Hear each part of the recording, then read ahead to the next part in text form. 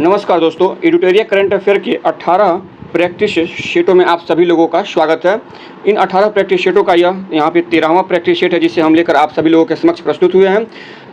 वर्तमान में एक दिवसीय प्रतियोगी परीक्षाओं में करंट अफेयर की बहुत ही बड़ी भूमिका होती है। इसी संदर्भ में हम एडिटोरियल के वार्षिकी 2025 को लेकर आपके समक्ष प्रस्तुत हुए हैं। यह पुस्तक राज्य लोक सेवा आयोगों के साथ साथ Bihar SI, UP SI, BSSC, BPSC, TRE four जैसी प्रतियोगी परीक्षाओं के लिए बेहद ही महत्वपूर्ण है। इस प्रैक्टिस शीट में आप देखेंगे कि 50 प्रश्नों का यह प्रैक्टिस शीट तैयार किया गया है। तो चलिए शुरू करते हैं आज का वीडियो। लेकिन इससे पहले आप लोगों से निवेदन है कि अगर वीडियो पसंद आए तो प्लीज़ वीडियो को लाइक करें, चैनल को सब्सक्राइब करें तथा वीडियो को ज़्यादा से ज़्यादा अपने दोस्तों के बीच में शेयर करें। तो चलिए शुरू करते हैं आज के इस प्रैक्टिस शीट का पहला प्रश्न।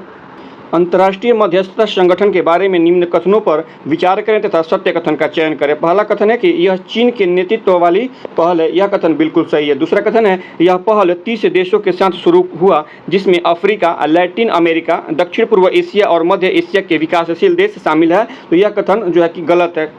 और इस प्रकार से विकल्प ए जो इस प्रश्न का सही आंसर हो जाएगा। केवल कथन 1 सत्य है। कथन 2 गलत क्यों है? क्योंकि यह पहल जो है 30 देशों के साथ नहीं, बल्कि यह पहल 33 देशों के साथ शुरू की गई है। इसमें अफ्रीका, लैटिन अमेरिका, दक्षिण पूर्व एशिया और मध्य एशिया के विकासशील देश हैं, ये तो शामिल है। लेकिन यह जो मध्यस्थता है, ये संगठन जो है 33 देशों के साथ शुरू किया गया है, इसलिए कथन जो था गलत था। तो विकल्प ए जो इस प्रश्न का सही आंसर है। अगला प्रश्न है कि किस आईआईटी के शोधकर्ताओं ने कक्ष में हड़प्पा युग से कम 500 वर्ष पूर्व के मानव निवास के साक्ष्य खोजे हैं। प्रश्न एक बार फिर से सुन लीजिए कि किस आईआईटी के शोधकर्ताओं ने कक्ष में हड़प्पा युग से कम 500 वर्ष पूर्व के मानव निवास के साक्ष्य खोजे हैं। तो यह किस आईआईटी के शोधकर्ताओं के द्वारा खोजा गया है? आईआईटी गांधीनगर के शोधकर्ताओं के द्वारा खोजा गया है। विकल्प सी जो इस प्रश्न का सही आंसर है। अगला प्रश्न है चिनाब रेल पुल से संबंधित निम्नलिखित कथनों पर विचार करें तथा असत्य कथन का चयन करें। पहला कथन है यह दुनिया का सबसे ऊंचा रेलवे पुल है, जो चिनाब नदी से 359 मीटर ऊपर स्थित है। तो पहला कथन तो है ये सही है, लेकिन हमें असत्य कथन का चयन करना है। दूसरा कथन है इस पुल की लंबाई 1251 मीटर है, और यह कथन गलत है। इस प्रकार से अगर देखेंगे तो विकल्प बी जो इस प्रश्न का सही आंसर हो जाएगा। केवल कथन 2 जो है ये गलत है। कथन 2 गलत क्यों है? क्योंकि इस पुल की लंबाई 1251 किलोमीटर, 51 मीटर नहीं बल्कि 1.31 किलोमीटर इसकी लंबाई है। अर्थात कह सकते हैं आपकी 1310 मीटर इसकी लंबाई है, 1251 मीटर इसकी लंबाई नहीं है। इसलिए कथन बी जो है वो गलत है। अगर बात करें इस चिनाब नदी के ऊपर जो ये पुल बना है, ब्रिज बना है, इसकी लंबाई जो है एक तरह से आप देखेंगे तो यह एफिल टावर से लगभग 35 मीटर ऊंचा है। एफिल टावर से भी यह 35 मीटर ऊंचा है। तो इस प्रकार से विकल्प बी जो इस प्रश्न का सही आंसर हो जाएगा। अगला प्रश्न देखते हैं। कथन ए और कथन और कारण यहाँ पे दिया गया है इस प्रश्न में। तो कथन ए है कि भारत जैन 22 भारतीय भाषाओं के लिए अनुकूलित है। ठीक है, तो ये कथन जो है वो सत्य है। और कारण क्या है कि भारत जैन भारत का पहला बहुभाषी एआई मॉडल है। कारण भी सही है। इस प्रकार से विकल्प ए जो इस प्रश्न का सही आंसर हो जाएगा। ए और आर यानी कथन और कारण दोनों सत्य है, तथा कारण जो है कथन की सही व्याख्या करता है। तो विकल्प ए जो इस प्रश्न का सही आंसर हो जाएगा। अगला प्रश्न है किस योजना के अंतर्गत महीने की 9 तारीख को प्रसव पूर्व देखभाल एएनसी सेवाएं मिलती हैं? प्रश्न एक बार फिर से सुनिएगा कि किस योजना के अंतर्गत महीने की 9 तारीख को प्रसव पूर्व देखभाल सेवाएं मिलती है? तो यह PMSMA अर्थात विकल्प सी जो इस प्रश्न का सही आंसर हो जाएगा। इसका पूरा नाम देखिएगा तो प्रधानमंत्री सुरक्षित मातृत्व अभियान के तहत प्रधानमंत्री सुरक्षित मातृत्व अभियान के अंतर्गत महीने के 9 तारीख को प्रसव पूर्व देखभाल की सेवाएं मिलती हैं। तो विकल्प सी जो इस प्रश्न का सही आंसर है। इस योजना का या इस अभियान की शुरुआत कब हुई थी? तो 9 जून 2016 को PSMA अर्थात प्रधानमंत्री सुरक्षित मातृत्व अभियान का शुरुआत हुआ था 9 जून 2016 को। ठीक है, अगला प्रश्न देखते हैं। किस नैनोजाइम का विकास IISc बेंगलुरु के द्वारा किया गया है? यहाँ पर मेंशन नहीं है, बट ये जो नैनोजाइम का जो विकास किया गया है वो IISc बेंगलुरु के द्वारा किया गया है। उसका नाम पूछा जा रहा है कि उसका नाम क्या है? तो प्लेटलेट ब्लॉकर। विकल्प डी जो इस प्रश्न का सही आंसर है। नैनोजाइम का नाम है प्लेटलेट ब्लॉकर। इसका जो विकास है वो IISc बेंगलुरु के द्वारा, Indian institute of science Bengaluru के द्वारा इसका विकास किया गया है। तो विकल्प डी जो इस प्रश्न का सही आंसर है। अगला प्रश्न है WEF वर्ल्ड इकोनॉमिक फोरम के वैश्विक लैंगिक अंतर सूचकांक 2025 में भारत का स्थान क्या है? तो इसमें भारत का स्थान जो है 131वां है। विकल्प बी जो इस प्रश्न का सही आंसर है। वर्ष 2024 की बात कर ले तो WEF के वैश्विक लैंगिक अंतर सूचकांक वर्ष 2024 में भारत 129वें स्थान पे था, लेकिन वर्ष 2025 में भारत 131वें स्थान पे है। अगर बात करें इस WEF के वैश्विक लैंगिक अंतर सूचकांक 2025 की, तो इसमें पहले स्थान पे आइसलैंड है तथा सबसे अंतिम पायदान पे पाकिस्तान है, और भारत का स्थान इसमें 131वां है। तो विकल्प बी जो इस प्रश्न का सही आंसर है। अगला प्रश्न देखते हैं।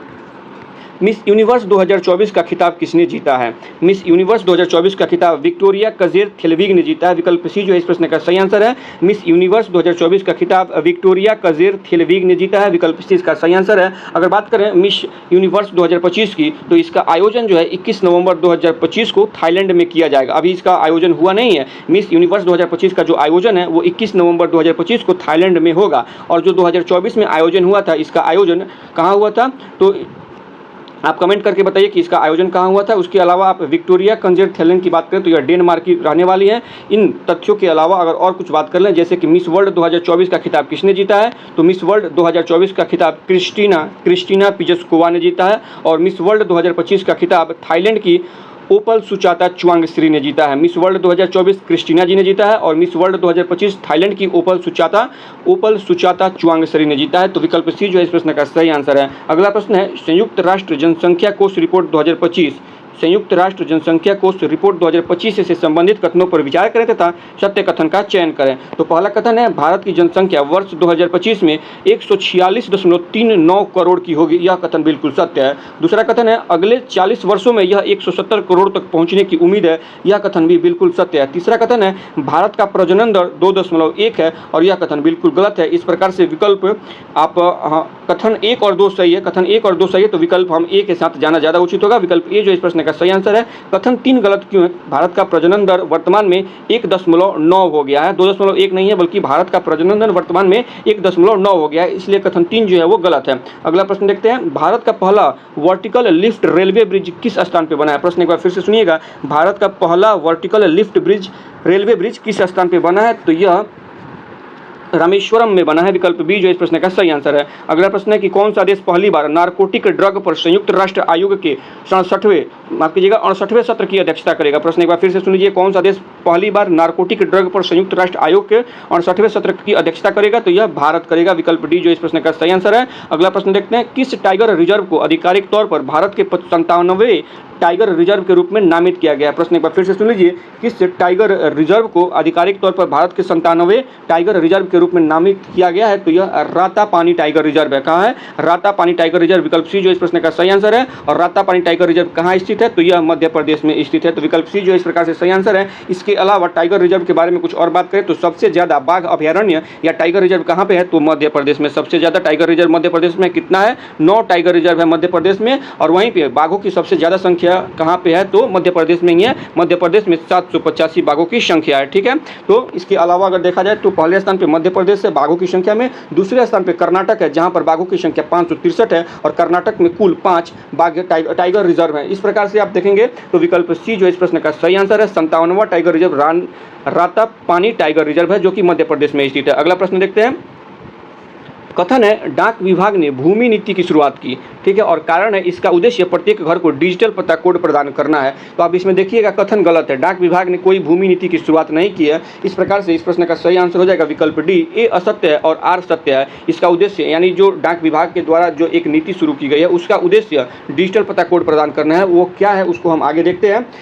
जो डाक विभाग द्वारा जो एक अभियान शुरू किया गया है उसका नाम है डीजीपिन। डीजीपिन यह भारतीय डाक द्वारा लॉन्च किया गया एक भू-स्थानिक जियो कोडेड पता है, एड्रेस है, जो किसी स्थान के सटीक अक्षांश और देशांतर निर्देशांकों को एक विशिष्ट 10 अंकीय अल्फा न्यूमेरिक कोड से दर्शाता है। ठीक है, और यह किसके द्वारा शुरू किया गया? डीजीपिन अर्थात डिजिटल पिन कोड आप कह सकते हैं, इसका फुल फॉर्म हो जाता है। और यह किसके द्वारा शुरू किया गया है? तो डाक विभाग के द्वारा शुरू किया गया है। तो विकल्प ए जो इस प्रश्न का विकल्प डी जो इस प्रश्न का सही आंसर है। अगला प्रश्न देखते हैं, संसद किस उच्च न्यायालय के न्यायमूर्ति यशवंत वर्मा के खिलाफ महाभियोग प्रस्ताव पेश करेगी? तो ये इलाहाबाद उच्च न्यायालय के जो ये न्यायमूर्ति थे यशवंत वर्मा जी के खिलाफ यह महाभियोग पेश किया जाएगा। विकल्प बी जो इस प्रश्न का सही आंसर है। अगला प्रश्न है कि 12वें ब्रिक्स संसदीय मंच की मेजबानी कौन सा देश करेगा? इसकी मेजबानी कौन करेगा? भारत करेगा। विकल्प ए जो इस प्रश्न का सही आंसर है। और इसकी मेजबानी कब की जाएगी? तो वर्ष 2026 में इसकी मेजबानी की जाएगी। तो विकल्प ए जो इस प्रश्न का सही आंसर है।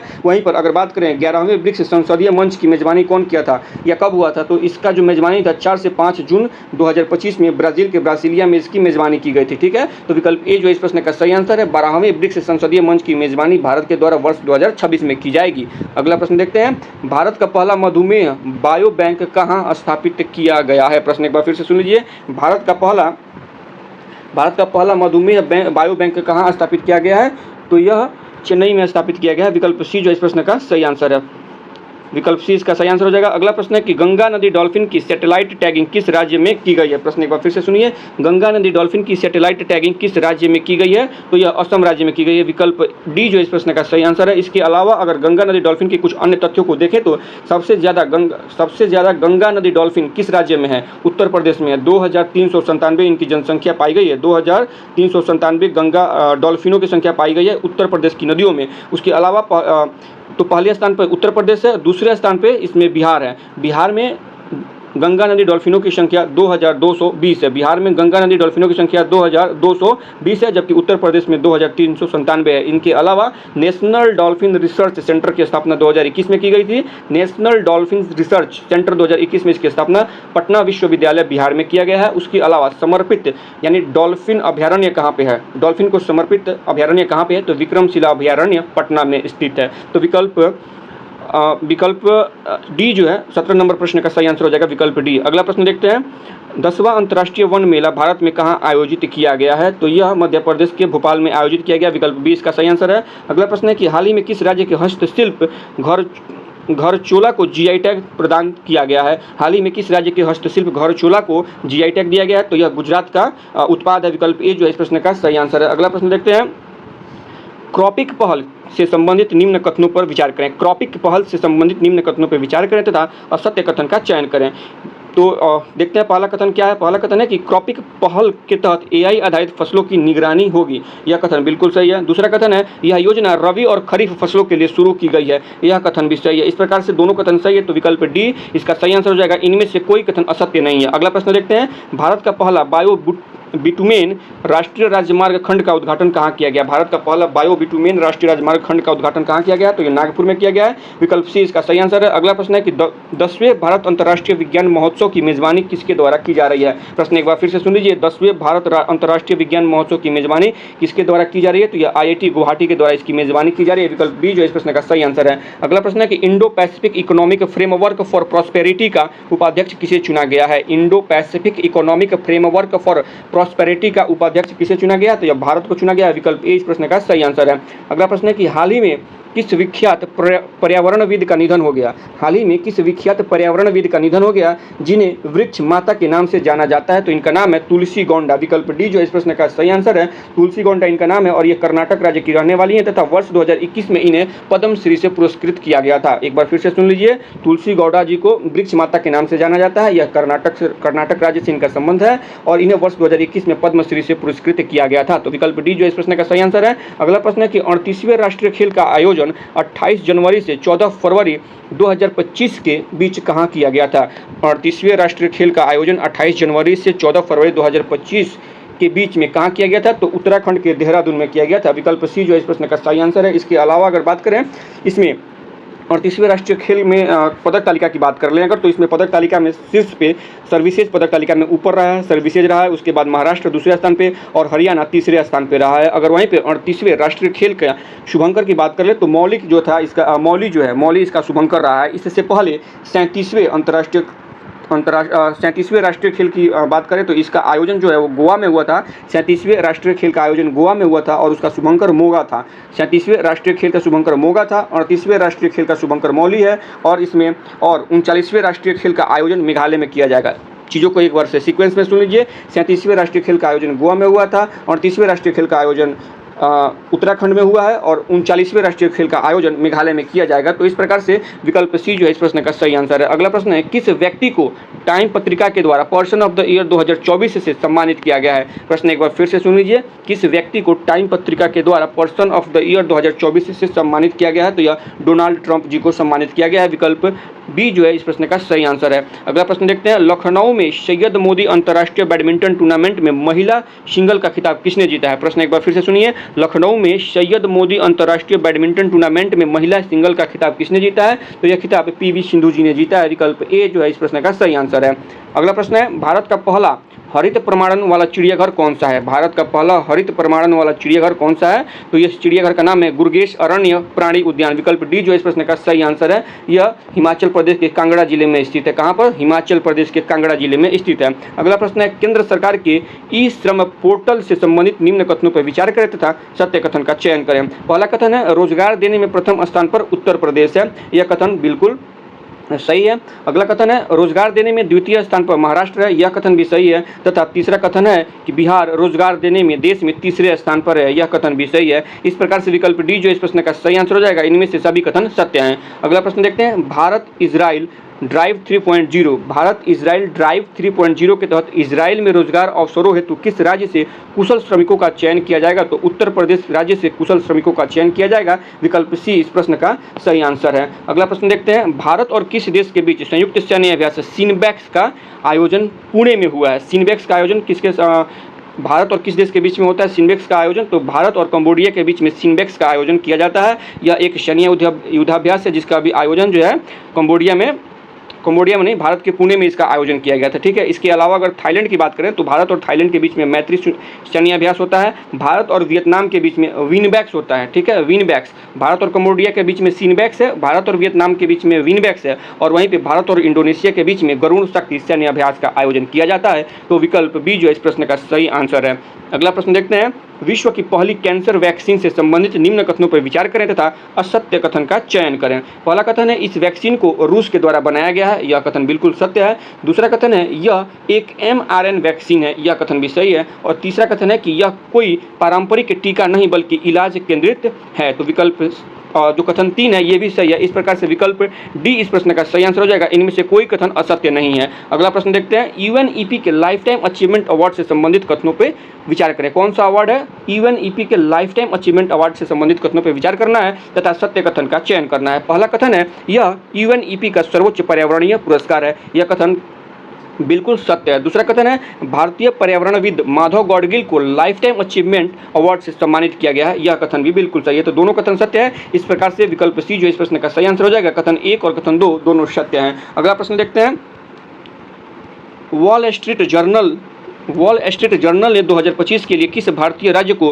गो टू ग्लोबल डेस्टिनेशन के रूप में मान्यता दी है? क्या मान्यता दिया गया है? तो किस भारतीय राज्य को गो टू ग्लोबल डेस्टिनेशन के रूप में मान्यता दी गई है? तो इसका सही आंसर हो जाएगा विकल्प ए, मध्य प्रदेश को यह मान्यता दी गई है। विकल्प ए इस प्रश्न का सही आंसर है। अगला प्रश्न है कि संयुक्त राष्ट्र आंतरिक न्याय परिषद का अध्यक्ष किसे नियुक्त किया गया है? प्रश्न एक बार फिर से सुनिएगा, संयुक्त राष्ट्र आंतरिक न्याय परिषद का अध्यक्ष किसे नियुक्त किया गया है? तो यह न्यायमूर्ति मदन बी लोकुर जी को नियुक्त किया गया। विकल्प बी जो इस प्रश्न का सही आंसर है। न्यायमूर्ति मदन बी लोकुर जी को संयुक्त राष्ट्र आंतरिक न्याय परिषद का अध्यक्ष नियुक्त किया गया है। तो विकल्प बी जो इस प्रश्न का सही आंसर है। अगला प्रश्न देखते हैं, किस देश ने दुनिया की सबसे तेज ट्रेन बनाई है जिसकी रफ्तार जो है 450 किलोमीटर प्रति घंटे की है? किस देश ने दुनिया की सबसे तेज ट्रेन बनाई है जिसकी रफ्तार 450 किलोमीटर प्रति घंटे है? तो यह ट्रेन जो है चीन के द्वारा बनाया गया है। विकल्प डी जो इस प्रश्न का सही आंसर है। अगला प्रश्न देखते हैं, एशियाई युवा एवं जूनियर भारोत्तोलन चैंपियनशिप 2025 से संबंधित निम्न कथनों पर विचार करें तथा असत्य कथन का चयन करें। एक बार फिर से सुन लीजिएगा प्रश्न को, एशियाई युवा एवं जूनियर भारोत्तोलन चैंपियनशिप 2024 से संबंधित कथनों पर विचार करना है तथा असत्य कथन का चयन करना है। पहला कथन है कि भारत ने 33 पदक जीते जिनमें 7 स्वर्ण, 16 रजत तथा 10 कांस्य है। यह कथन जो है बिल्कुल सत्य है, लेकिन हमें असत्य कथन की पहचान करनी है। दूसरा कथन है कि बिहार की ज्योत्सना सबर ने 3 स्वर्ण पदक जीतकर नया एशियाई रिकॉर्ड बनाया है या अपने नाम किया है, और यह कथन गलत है। क्यों कथन गलत है? क्योंकि बिहार की ज्योत्सना जी बिहार की नहीं बल्कि उत्तर प्रदेश की रहने वाली है, इसलिए यह कथन गलत है। ज्योत्सना सबर जो है ये बिहार की नहीं बल्कि उत्तर प्रदेश की रहने वाली है। तो कथन 2 जो है गलत है। इस प्रकार से आप देखेंगे इस प्रश्न का सही आंसर हो जाएगा विकल्प बी, केवल कथन 2 असत्य है। अगला प्रश्न देखते हैं, ताजमहल को पीछे छोड़कर उत्तर प्रदेश का सबसे अधिक देखा जाने वाला गंतव्य कौन बन गया है? अयोध्या राम मंदिर बन गया है। विकल्प ए इस प्रश्न का सही आंसर है। अगला प्रश्न है कि किस राज्य ने किसानों को स्वयं सहायता समूह, FPO और सहकारी समितियों के लिए बाजार पहुंच बढ़ाने के लिए मिशन अरुण हिमवीरी शुरू किया गया? मिशन का नाम क्या है? अरुण हिमवीरी। मिशन का नाम है अरुण हिमवीरी, और पूछा जा रहा है कि यह किस राज्य सरकार के द्वारा शुरू किया गया है?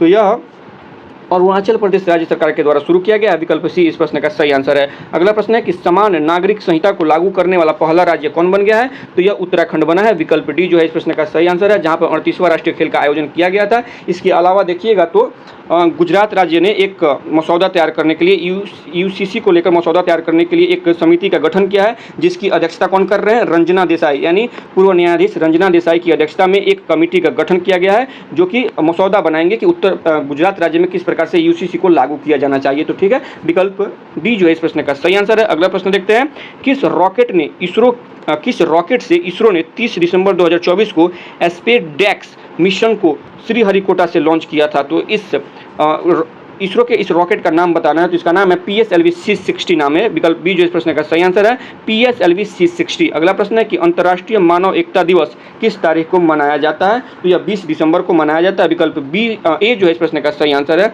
अगला प्रश्न है, न्यूयॉर्क में हो रहे FIDE महिला विश्व रैपिड चैंपियनशिप 2024 की विजेता कौन है? प्रश्न एक बार फिर से सुन लीजिएगा कि न्यूयॉर्क में हो रहे FIDE महिला विश्व रैपिड चैंपियनशिप 2024 की विजेता कौन है? तो इसकी विजेता कोनेरू हम्पी हैं। विकल्प सी जो इस प्रश्न का सही आंसर है। अगला प्रश्न है कि एयर हेल्थ स्कोर रिपोर्ट में किस एयरलाइन को दुनिया की सबसे खराब एयरलाइनों में स्थान दिया गया है? तो यह इंडिगो को दिया गया है। विकल्प डी जो इस प्रश्न का सही आंसर है। प्रश्न एक बार फिर से सुन लीजिएगा कि एयर हेल्थ स्कोर रिपोर्ट में किस एयरलाइन को दुनिया की सबसे खराब एयरलाइनों में स्थान दिया गया है? तो इंडिगो को दिया गया है। विकल्प डी इस प्रश्न का सही आंसर है। अगला प्रश्न है, किस देश ने भारत के साथ अपनी कर संधि में सबसे पसंदीदा राष्ट्र यानी मोस्ट फेवर नेशन प्रावधान को निलंबित करने का विकल्प लिया है? तो यह स्विट्जरलैंड के द्वारा लिया गया है। विकल्प बी जो है इस प्रश्न का सही आंसर है। अगला प्रश्न है, 46वें गणतंत्र दिवस पर मुख्य अतिथि के रूप में किस देश के राष्ट्रपति को आमंत्रित किया गया था? तो यह इंडोनेशिया के राष्ट्रपति को आमंत्रित किया गया था। विकल्प ए जो इस प्रश्न का सही आंसर है। अगला प्रश्न है, साहित्य अकादमी पुरस्कार 2024 हिंदी के लिए किसे कविता संग्रह मैं जब तक आई बाहर के लिए सम्मानित किया गया है? तो यह गगन गिल को सम्मानित किया गया है। विकल्प सी जो इस प्रश्न का सही आंसर है। प्रश्न एक बार फिर से सुन लीजिए, साहित्य अकादमी पुरस्कार 2024 हिंदी के लिए किसे कविता संग्रह मैं जब तक आई बाहर के लिए सम्मानित किया गया? तो गगन गिल जी को सम्मानित किया गया है। विकल्प सी इस प्रश्न का सही आंसर है। अगला प्रश्न है, राष्ट्रीय मानव अधिकार आयोग के वर्तमान अध्यक्ष कौन है? तो ये वी रामासुब्रमण्यम। विकल्प बी इस प्रश्न का सही आंसर है। वी रामासुब्रमण्यम जी राष्ट्रीय मानव अधिकार आयोग के वर्तमान में अध्यक्ष हैं। अगला प्रश्न देखते हैं, हॉकी इंडिया लीग 2024-25 के लिए आधिकारिक प्रसारण हेतु किसे भागीदार घोषित किया गया है? प्रश्न एक बार फिर से सुन लीजिए, इंपॉर्टेंट है। हॉकी इंडिया लीग ने 2024-25 के लिए आधिकारिक प्रसारण हेतु किसे भागीदारी घोषित किया है? तो दूरदर्शन को घोषित किया है। विकल्प डी जो इस प्रश्न का सही आंसर है। अगला प्रश्न है, अगला और ये अंतिम प्रश्न होगा इस प्रैक्टिस सेट का कि किस आईआईटी ने स्टार्टअप TUTR टूटर कर सकते हैं, पढ़ सकते हैं इसको, TUTR के साथ मिलकर 410 मीटर का हाइपरलूप टेस्ट ट्रैक पूरा किया, जो कि वैक्यूम आधारित ट्रेन तकनीक को आगे बढ़ाएगा। प्रश्न एक बार फिर से सुन लीजिए, किस आईआईटी ने स्टार्टअप TUTR के साथ मिलकर 410 मीटर का हाइपरलूप टेस्ट ट्रैक पूरा किया, जो कि वैक्यूम आधारित ट्रेन तकनीक को आगे बढ़ाएगा? तो यह जो आईआईटी का नाम है IIT मद्रास है। विकल्प बी जो इस प्रश्न का सही आंसर हो जाएगा। तो इस प्रकार से यह प्रैक्टिस सेट यहाँ पे समाप्त होता है। वीडियो संबंधित अगर कोई सुझाव हो तो प्लीज़ कमेंट करके बताएं, और वीडियो अगर आप लोगों को अच्छी लगी हो तो प्लीज़ वीडियो को लाइक करें, चैनल को सब्सक्राइब करें तथा वीडियो को ज़्यादा से ज़्यादा अपने दोस्तों के बीच में शेयर करें। आज के लिए इतना ही रखते हैं, फिर मिलते हैं कल इसके अगले प्रैक्टिस सेट अर्थात 14वें प्रैक्टिस सेट में। तब तक के लिए धन्यवाद।